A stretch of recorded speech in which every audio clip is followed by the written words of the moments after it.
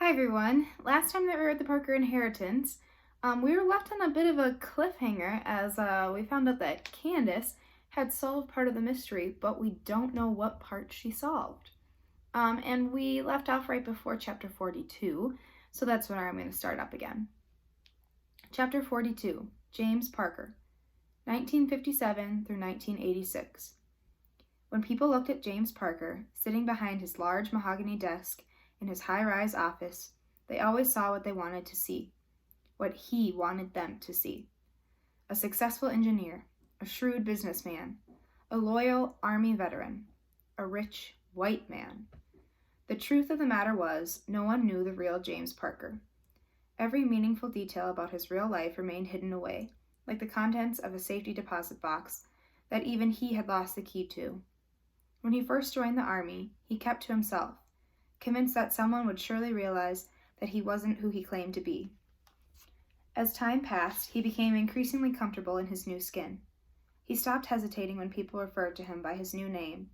He resisted flinching every time a police car passed.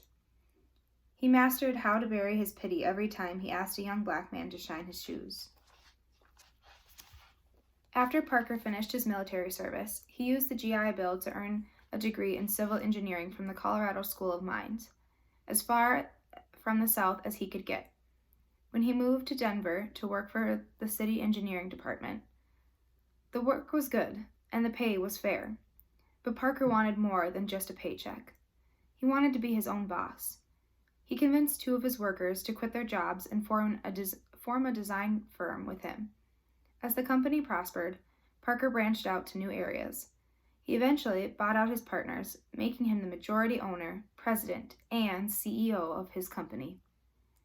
When he was 35, in real life, not on his birth certificate, he made his first corporate acquisition when Parker Holdings Incorporated purchased a small construction company. After meeting with his new employees, he turned to Beatrix Holliday, his longtime assistant, and asked, "What do you think they're saying about me?" He expected her to say, "They're excited, or scared, or worried for their jobs." She replied, "Caleb down in accounting thinks you're the grandson of a mob boss, and Mary Alice in the secretarial pool thinks you're saving up to run for governor." That made him chuckle. Given his history, he'd never become the governor of Colorado. Too many background checks were required. "And what do you think?" he asked. Miss Holliday smiled politely. She readjusted her spectacles and said, "I'd be happy to answer that for you, as soon as I'm ready to retire." Beatrix Holliday had followed him from job to job, with the city become the fourth ever employee in followed him from his job with the city to become the fourth ever employee in Parker's business empire. Her business card said executive secretary, but she was part mother, part assistant, part golfer, part confident. She knew when to restock his office refrigerator with Dr. Pepper and the exact time he liked to eat lunch every day. As Parker Holdings grew, James Parker became more important in the business world. Colleagues asked him to join important organizations. Donors asked him to support various charities. The mayor began to call on him for financial advice, and then the governor, and the United States senators and representatives. He had friends at the beginning of his engineering career. But the more successful he became, the more fearful he grew of someone discovering his true identity and exposing him. So he slowly pulled away from anyone who ever tried to befriend him, like a starving man hoarding his last scraps of bread.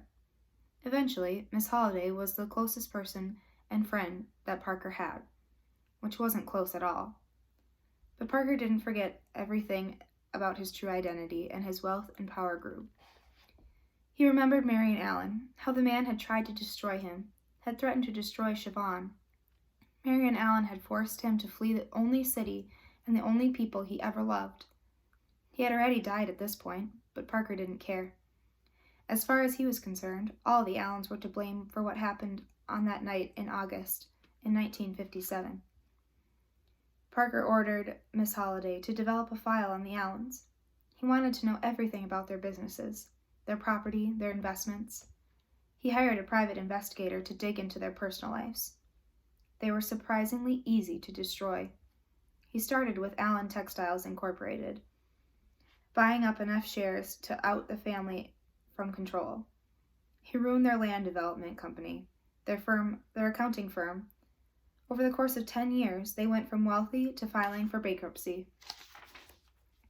Eventually, Parker purchased his 8th company, a large tech firm, and for the 8th time, he turned to Miss Holliday and asked, "What do you think the employees at the new company are saying about me?" Beatrix Holliday patted her gray hair and said, "The boys in the warehouse think you fund the CIA, and the ladies at the front desk think you're a descendant of the Queen of England." "And what do you think?" Instead of offering up her usual smile, Beatrix Holliday cleared her throat and said, "Ask me again in 2 weeks. I'm putting in my notice and retiring." James Parker did not respond, so she kept talking. "Gary quit selling the insurance 3 years ago. I have grandbabies to spoil." She removed her glasses and wiped her tears. "It's just time." "If it's about the money—" "It's not," she said. "It's about my family and my friends. It's about living life, spending time with the people you love while you still can." Then Miss Holliday rose from the desk, took a step toward her boss, and said, "Maybe it's time for you as well. You know where she lives. Talk to her." Beatrix Holliday didn't just know about the Allens and Lambert. She had seen the briefings from the private investigations, the newsletters from the Silver Spring School District, the clippings from the Washington Post, items that even the most careful of men couldn't completely hide away. She knew what he wanted the most, whom he wanted the most. "You know where she lives," she repeated, "so try. You owe it to her, and you owe it to yourself." James Parker had kept tabs on Siobhan Washington throughout the years. She lived in Silver Spring, Maryland now, the librarian at the same elementary school she had been a teacher at for many years. He knew she had attended her high school reunion 3 years prior, and the dedication of Enoch Washington tennis courts in Vickers Park a year ago. He had known about the dedication for some time, but couldn't bring himself to make a donation. As far as he was concerned, Enoch Washington was as much to blame for what happened as Marion Allen was. Siobhan had been married, but was now single. She had returned to using Washington as her last name. Parker wanted to contact her so many times over the past 29 years, but he was never fully ready, was never powerful enough, rich enough. He always needed more deal, one more zero at the end of his bank account. She deserved only the best, and he had yet to achieve it. But he was also scared, terrified even. He had become a different man. What if she no longer loved him?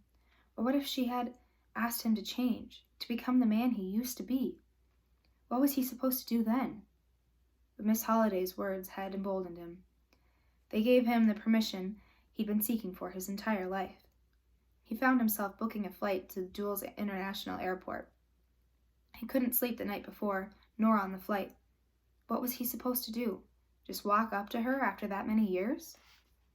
He rented a car and drove the 30 miles from the airport to Silver Spring. It was early afternoon when he reached her school. Black kids and white kids climbed on the monkey bars and played on the swings. Black teachers and white teachers chatted with one another. It was a whole different world. Sweat poured down his back as he entered the main office. He cleared his throat once, then twice, then asked, "Is Miss Washington in today?" The woman behind the counter nodded as she picked up the phone. "Do you want me to call her?" "No, wait." He couldn't talk to her now. He wasn't ready. It had been 29 years and he still wasn't ready. He reached for a sheet of paper.